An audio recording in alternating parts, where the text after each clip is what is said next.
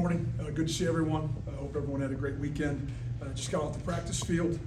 Excited to get going again. I had a really productive bye week last week. Excited about kind of where we were, how we ended the week. We got a couple 3-4 practices in. Got our young guys a ton of reps. Also continued to work on some things and got a few guys a little bit healthier. Which anytime you can go in the month of November and you're playing meaningful football, I think if you look at the teams that play well in November, typically they're probably the healthiest teams as well. So that's a good sign for us. I think it's also a compliment to our strength and conditioning staff, our nutrition staff, and our medical staff. Just our ability to avoid injuries, maybe have a little extra physical armor that we're carrying around, and just stay healthy overall. I think we're playing a lot of people too, which I think always helps, especially like defensive line wise. I think last week we talked about we played 8 different people at defensive tackle, and that's a positive sign. That's a sign of a developmental program, and we want to continue those ways. But I'll open it up to questions.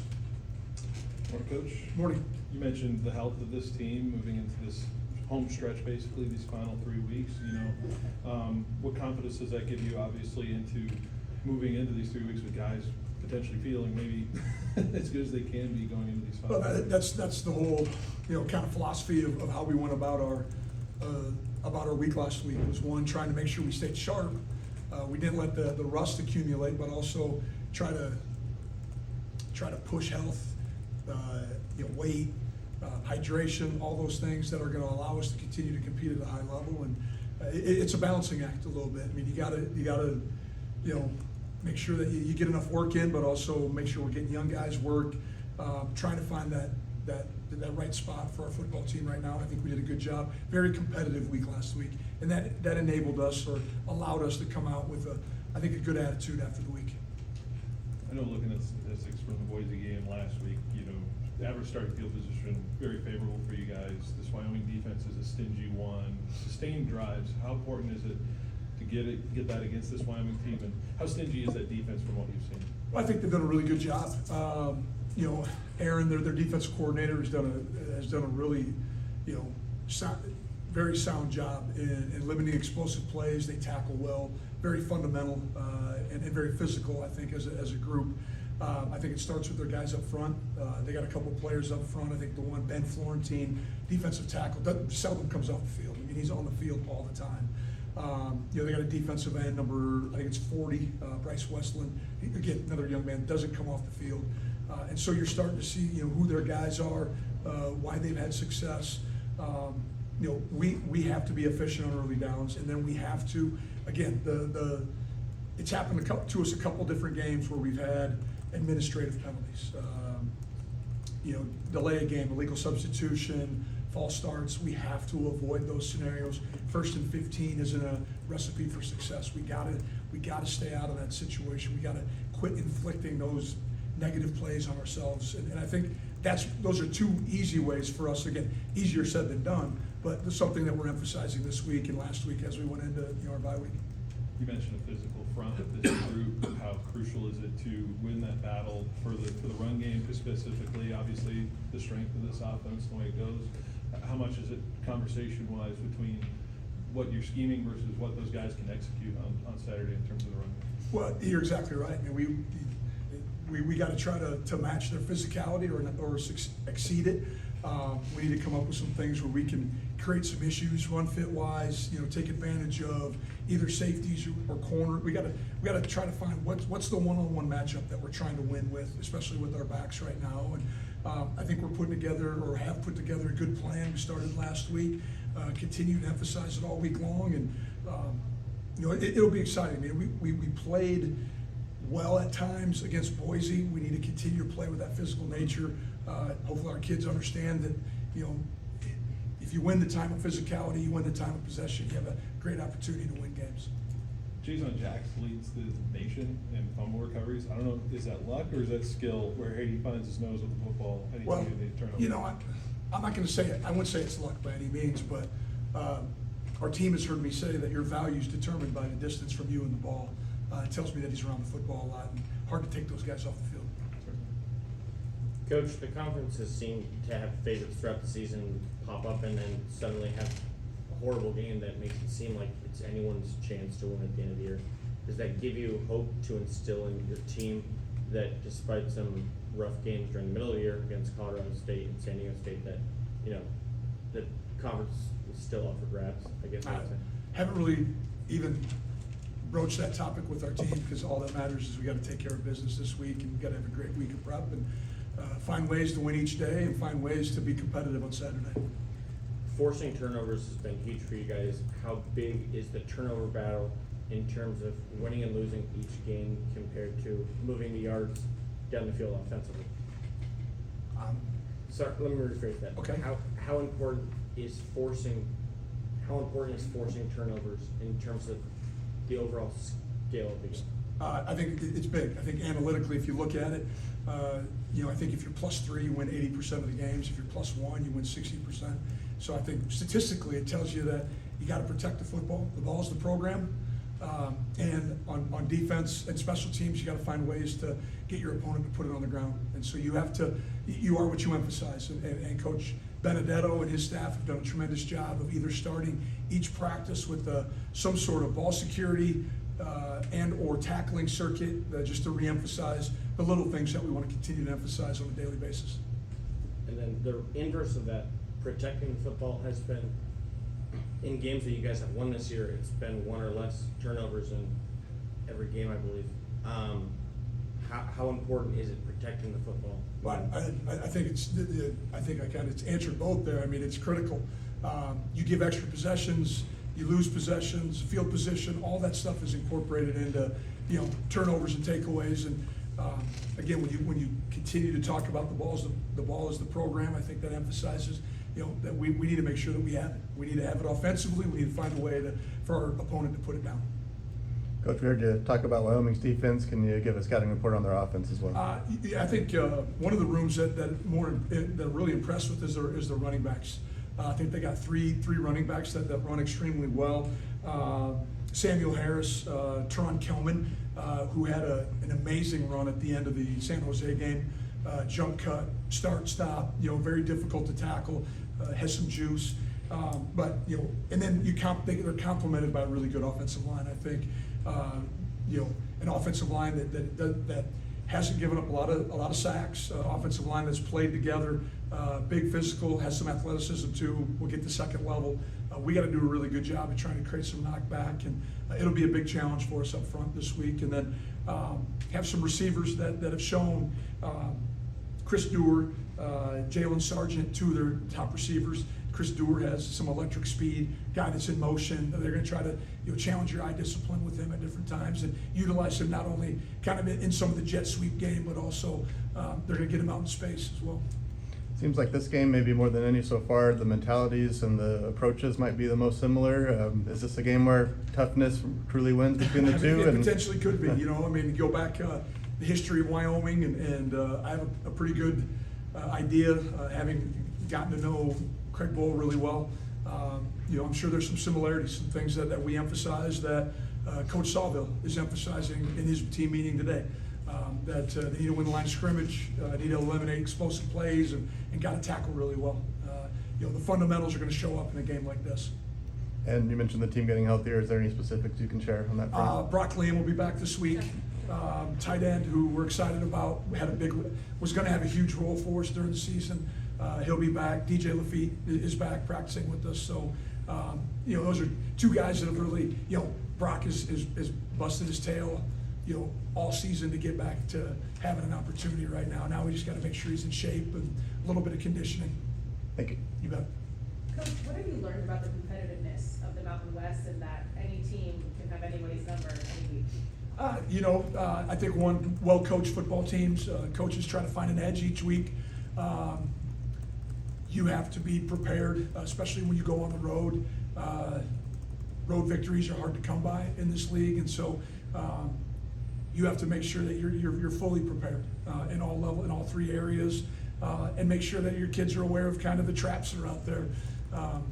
When you go into an opponent's stadium or on the road, there can be some distractions at times, but it's exciting, and the fact that we're talking about so many different teams and so many teams that have had success.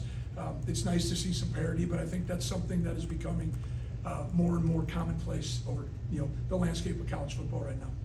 Braden Walton, how have you continued to see him grow with the adversity he's faced with injuries this season? Well, he's been banged up. I don't know if I'd necessarily say, I think he missed one game due to injury, did a tremendous job of getting himself back. He's a football guy, he's wired the right way, loves his teammates, loves the game, comes out to work every day, does not operate like an 18-year-old at all. He has raced to maturity since the minute he walked on campus, has done a tremendous job, and continues to improve. And there's things that once we get to the offseason, we'll address with them where we think we can continue to get better. But it's exciting to know that we have a young, talented left tackle like him for the foreseeable future. I know you mentioned when we spoke after Boise that you guys decided to keep things simple for Carson when you guys were on the road there. Have you seen him kind of develop and get more comfortable throughout the bye week now? I think so. I mean, it's just more reps, more opportunities. Quarterback is a high rep position, and for him, he needs to continue to get the walkthrough reps, the 7-on-7 reps, the small group and team reps that we're getting. Even today, we had a little bit of competitive period. We had a bulldog period where it was good versus good and 7-on-7 in the red zone, and then we finished with a 2-minute drill. And again, I think those competitive moments, you want to see. It creates pressure. Pressure's either it's gonna translate into diamonds or burst pipes. And so we're just trying to identify what we can handle and how much is too much for a young quarterback. Morning, Coach. Look at your 3 conference wins, and turnovers forced is a huge part of all 3 of your conference wins. How do you sustain that type of turnover production on the defensive side for the last 3 years? Well, I think you continue to emphasize it. We have tried to implement some takeaway drills, tackling drills to start every practice. Again, you are what you emphasize. We're going to emphasize being great at the simple things. And when you really narrow the game down, it's a game of fundamentals: blocking, tackling, catching. Sometimes as coaches we try to make it extremely complicated, but if you're not very good at any of the fundamentals, you're going to struggle every week. And so just emphasizing being around the ball, getting to the football. I think what you've seen the last couple of weeks is a defense that's pursued really well. We've given up limited explosive plays, and when you have people around the ball, hopefully that second player, third player in has an opportunity to get the ball on the ground. And then we got guys breaking on the football when there's maybe a throw. We're playing some zone coverage, we're playing some vision defense, and that's exciting to see. How different is Carson Conklin's mindset today, this week, as opposed to 3 weeks ago when he's entering his first start against Well, I'm sure there's a little bit of difference. I think his prep is trying to elevate or changed a little bit. When you're the backup, again, being a backup quarterback's the easiest job in football, isn't it? I mean, it's the job everyone wants. Everyone likes you. And all of a sudden now you become, all attention's on you. What's your daily routine? What's your weekly routine? I know last night he was up in the office for an hour and a half in our staff room watching film, and little things like that. You're starting to see the maturity, his approach, knowing that he still wants to continue to put good things on film and help lead this team to wins. And you guys have responded pretty well to setbacks. What do you think the reason is for that? Well, I think one, I don't think we belabor them. I think we try to limit and learn from the opportunity. Never want to let a loss turn into 2. Life is full of ups and downs and adversity. You get 2 choices. You can either outthink it or outwork it. And I think this football team understands that we can outwork it. And if we do that, it'll give us an opportunity to go have success. Thank you. Good morning, Coach. Good morning. Curious just if you have maybe one thing that sticks out to you on how your offense improved just over the bye week. I think kind of the physicality, the nature of which we played a week ago, I saw that bleed into kind of what we were doing this week. And then I thought we had some young players step up. Young man, due to injuries, Harold Duvall is going to have to be an impact player for us through the remainder of the year. And so got him in a lot more looks. Again, having guys like Ryan Wilson back, getting more reps for him. Ethan Tierney's kind of getting back to where he was early in the year, and then he had a setback with an injury. So those are the things that I've seen offensively, just operating at a higher level, clicking off our base offense a little bit faster. I think there's less thinking, more reacting out there. I'm curious if you have anything kind of to talk about the pace of having 3 bye weeks in a season and how maybe the reaction of the team or the staff on how you guys? I know what my reaction is. I was bored to death on Saturday. I thought I had a great plan in place where I was gonna stay busy, but, you know, I was probably up before the sun was, watched every game I could, and was still ready to get back to the office. Yesterday I showed up, you know, plenty early, was probably here 12, 14 hours during the day, just ready to get back, ready to be around our football team, and we started off with a good meeting this morning. Our guys are excited. You know, we talked a lot about our senior group that we have. We have 20-plus seniors. All they're guaranteed is 11 more practices after today. And so we're gonna do everything we can to make sure these seniors go out the right way. Coach, you talked about the parity. There's 7 teams in the Mountain West with 1 or 2 losses. When do you scoreboard watch? I don't, Because you keep. because we just gotta worry about us. You know, again, we gotta take them one at a time. You all of a sudden let those outside distractions in, I think you're setting yourself up for, you know, a disappointment. With Veterans Day tomorrow, I was curious, are there any veterans on the squad? No, not at the time, but we have a number of parents, grandparents, that either are currently serving or served in the military. That was one of the conversations we had when we went out to Hawaii and had the opportunity, along with Paul, to go to Pearl Harbor. And since it's Wyoming week, I'll ask the question, would you recruit Josh Allen? Of course I would. Yeah, right down the road, why wouldn't I? It didn't happen a couple of years ago. Yeah, I'm worried about just what Matt Entz does.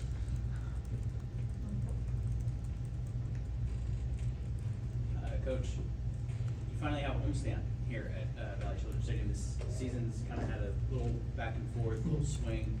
Has that kind of been a blessing for you guys, kind of knowing where you're going to go, or kind of a little bit of a weird feeling for you?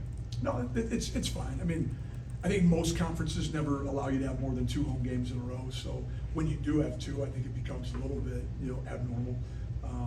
But, you know, it's exciting. I think the thing that we looked at is, you know, we're not leaving the state of California in the month of November, which I think is unique. You know, probably had our opportunity for our cold game was maybe last weekend. Maybe this might be our coldest game of the year coming up, you know, and it might be 60 degrees. So, you know, it is what it is. Again, when you see the schedule, you just take them week by week and try to prepare. There's, you know, added benefits to being on the road. You kind of circle the wagons. It's you against everybody. But I think our kids kind of have that mentality right now, where it's us against us, and we got to put our best product on the field. You talk a lot about going 1-0 every week, but these final 3 weeks going into the end of the regular season, how important is that building momentum, not just for, you know, bowl game, now you're bowl eligible, but next year going into the Pac-12? Oh, it's all critical. I mean, when you pride yourself on being a premier developmental program, getting the 6th win was critical because it gives us, you know, roughly maybe another 10, 12 practices somewhere at some point. Again, we'll worry about that when we get there. But, you know, again, that's an opportunity for our young players, our guys that are still developing, 12 more days in the weight room. I mean, we've seen some huge gains out of our developmental lift group that's lift 4 days a week right now. And so, you know, we're gonna take every minute that we get on the practice field. Now, of course, it's November, we gotta adjust. Meeting time becomes really a priority right now because you can't practice in November like you did in September. There's been, I mean, you talk about 3 bye weeks. I mean, what is this, week 14 of football right now? I mean, with all our bye weeks and things, it's a unique challenge right now. But at the same time, I think our guys are healthy. They're in a good place mentally, and we're still building, we're still growing, and what an opportunity for us in the month of November to play meaningful games. And then you mentioned you were just bored out of your mind this past week, but did you get to watch your Bison pick up a big win against the other team? I got to watch about the last 5 minutes of it. I had some recruiting responsibilities on Saturday. My wife was back in the Midwest. She went to the game, so I got the full 411 once I was able to connect with her. Coach, you were asked about handling setbacks. How about handling success? Because that was a big win Yep. against Boise State. First regular season win on the Blue. All the historic nature of it, Sure. you know, we talked about last week. What are you doing this week to make sure this team doesn't get too big for its britches after a win that made those kind of waves? Well, today I talked about, and I used an example of the 28-0 win that Wyoming had over a team that whipped us in Fort Collins. And so that was about the same time we started to feel really good about ourselves. And thought we'd arrived, and all of a sudden we came out and laid an egg. So subtle reminders that you're only as good as your next game, and we need to make sure that we continue to move forward and stay healthy. We got to practice with a purpose. We got to have go in the weight room with a purpose, and make sure that we're checking all the boxes that will allow us to be competitive on Saturday. You were asked about Veterans Day already, but tomorrow is Veterans Day. It's the biggest Veterans Day parade west of Mississippi, right here in Fresno. And you mentioned, connections on your team to those who have served. I know you have some family connections. Is there something you want to say to the men and women in our community who have served our country? Just that, appreciate everything that you guys have done, you're currently doing.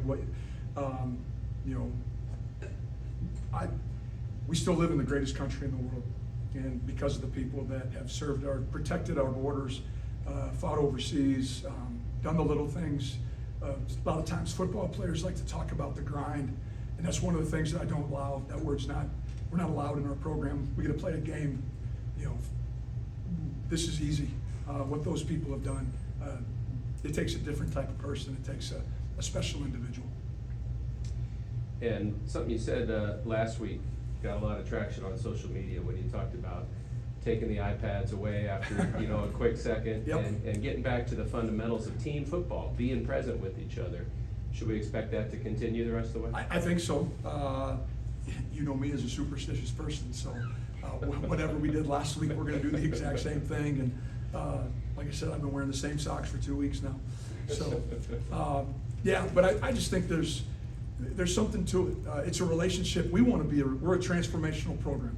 We believe in relationships with our athletes, with our coaches, with our support people, with ancillary people, and our words and actions got to match up. And how do you stay engaged? Let's correct. Let's move on. Like I said, I pulled the grease board out, and I think our guys were like, "What is this thing?" That he has out. But I think it created better energy on the sideline. We don't need to look at every single thing.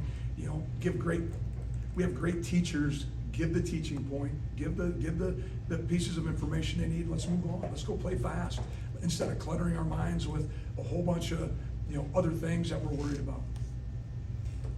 Thanks, Coach. All right, you guys have a great week. Thank you.